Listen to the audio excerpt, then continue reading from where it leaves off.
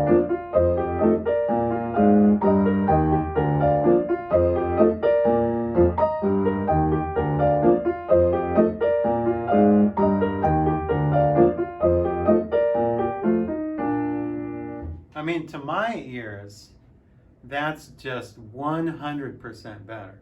It was the same speed.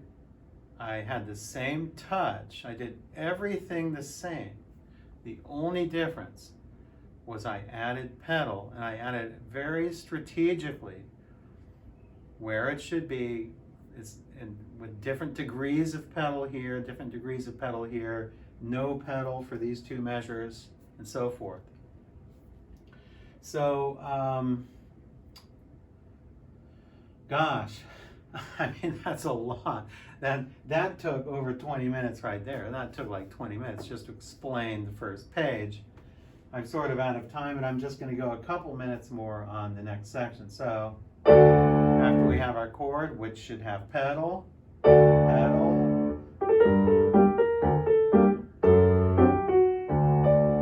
when you get right there, that's a good place.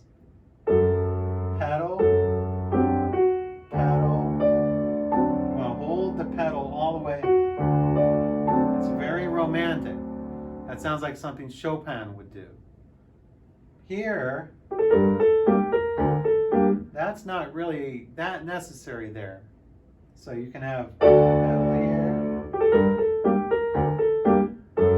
I like sort of that contrast. I like dry here.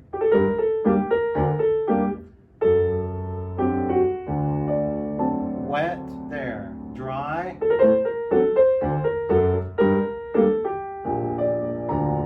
And wet. Dry. Wet.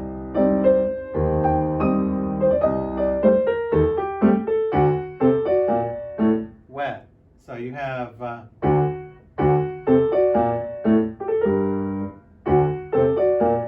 that's a good place to not have pedal. No pedal, pedal. No pedal, pedal. No pedal, pedal. No pedal.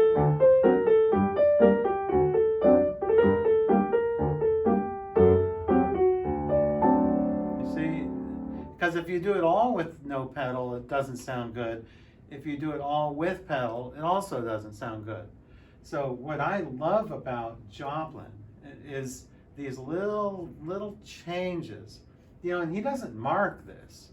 Joplin doesn't mark this. He didn't say, I want pedal here and I want pedal there. Although sometimes he does. There are some places that pedal is marked. I think in other pieces. I thought there was some mark here, but I guess there's not. So, but I love that contrast. When you practice ragtime on the piano, what you need to do is listen carefully for whether it sounds best dry or whether it sounds better with pedal. And then you have to determine, if you use pedal, what type of pedaling are you going to use? Longer pedals or shorter pedals? Half pedals or full big romantic pedals? So this is not an easy thing to do, but this is one of the secrets that I use in playing ragtime. You know, I'm famous for ragtime, of course, as everyone knows, and one of the ways, one of the reasons why I'm so successful with ragtime is my use of pedal. I've never talked about this before. This is sort of a secret of mine. The pedaling, it's all in the pedaling. Well, of course, your rhythms and notes and everything have to be right also, but you know, to really make it a finished product, the pedaling has to be planned. You have to know what you're going to do with pedaling. So do some experimentation if you're not sure about how you're going to pedal it, but definitely use pedal in ragtime. I don't know one piece by Joplin in which I would not use pedals, at least somewhere. Some more, some less. So I went 25 minutes.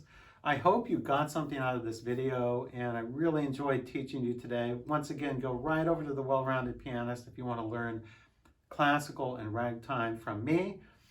And it's a fabulous site. I mean, as I speak, there are over 2,300 videos on there. There's over 1,000 videos just on sight reading and harmony alone, my best-selling book.